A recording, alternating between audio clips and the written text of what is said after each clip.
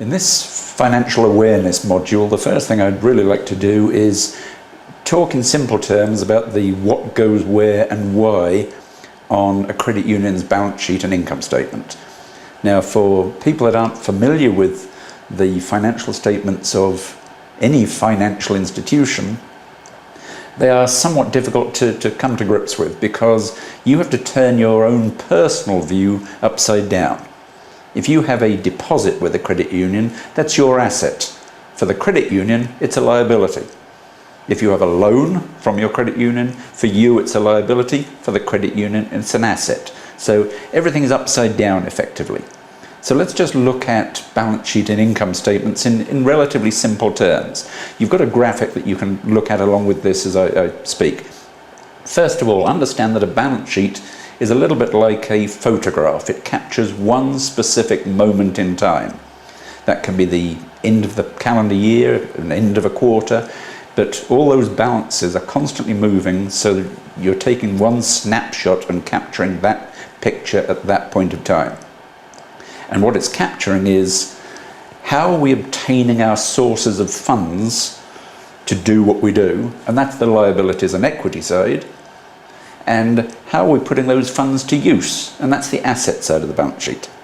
So simply put, where are we getting funds from? Liabilities. And generally speaking, that's amounts we owe to others. How are we using that money? That's the asset side, and generally speaking, again, that's amounts owed to us and some stuff we own. The difference between the two sides there is, what is our net worth? This is the balancing number. Equity. This is reserve amounts that are owed to members.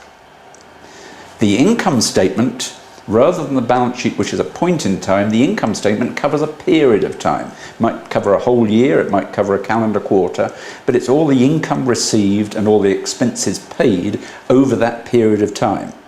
So the first thing we look at is, how much did we earn from our assets, putting that money to use? That's our revenues on the income statement. Then, how much did we pay to get all our liabilities in? That's the expenses side of the income statement. Over that period of time, how much did we pay to operate the organisation, to run the credit union? That's expenses. And the difference between all the revenue items and the expenses items, that's our profit, net income for the period. Think of it chronologically here. The first thing we do is we calculate the income statement. The income statement results in telling us how much profit we've made for the period. We then calculate the balance sheet, the amounts owed to us and the amounts owed by us.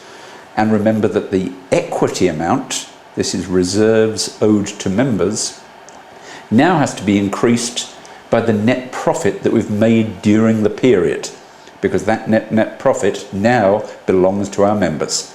And that, in summary, is the construction of the balance sheet and income statement for a credit union.